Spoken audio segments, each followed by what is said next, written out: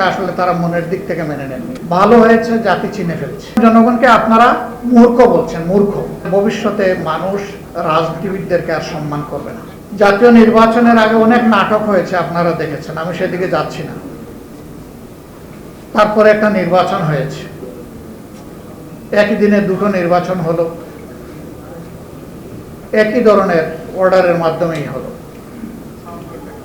আমরা বিরোধী দল দুটাকেই গ্রহণ করলাম, শপথ নিলাম।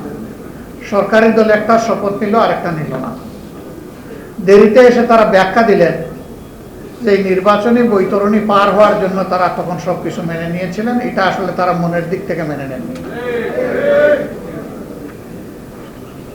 রাজনৈতিক দল কিংবা প্রতিষ্ঠানের পক্ষ থেকে জাতির সাথে যদি এই ধরনের তামসা এবং প্রতারণা করা হয়, তাহলে ভবিষ্যতে মানুষ রাজনীতিবিদদেরকে আর সম্মান করবে না।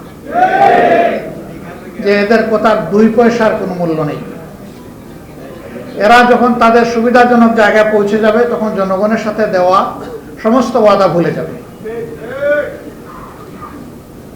আমরা বিস্মিত হলাম, জাতীয় সংসদের মতো জায়গায় দাঁড়িয়ে প্রতারণার আত্মস্বীকৃত সাক্ষী পাওয়া গেল। লজ্জা। সামান্য হায়া শরম থাকলে এটা হওয়ার কথা ছিল না। ভালো হয়েছে জাতি চিনে ফেলছে। এখন আর অন্য কোনো ব্যাখ্যা দেওয়ার সুযোগ নেই। ওখানে যা বলা হয় কার্যক্রমে তা লেখা হয়ে যায়, ইতিহাসের অংশ হয়ে যায়, যদি এটা এক্সপাঞ্জ না হয়ে থাকে। যেহেতু এই বক্তব্য এক্সপাঞ্জ হয় নাই, কাজেই এই আত্মস্বীকৃতিও রেকর্ড হয়ে থাকলো। তারা এই সংসদে দাঁড়িয়ে বলেছিলেন জুলাই চার্টার একটা অন্তহীন প্রতারণার দলিল, আর এই সংসদেই দাঁড়িয়ে তারা আবার প্রমাণ করলেন তারাই জাতির সাথে অন্তহীন প্রতারণা করেছেন। সুতরাং জনগণকে আপনারা মূর্খ বলছেন, মূর্খ। আমরা নিন্দা জানাই ইন্টারিম গভর্নমেন্ট, যাদের পরিচয় ছিল নিরপেক্ষ, দল নিরপেক্ষ, তারাও এই ষড়যন্ত্রে শরীক ছিল। নিজেরাই তারা স্বীকার করেছে ষড়যন্ত্র করে 11 দলকে হারানো হয়েছে।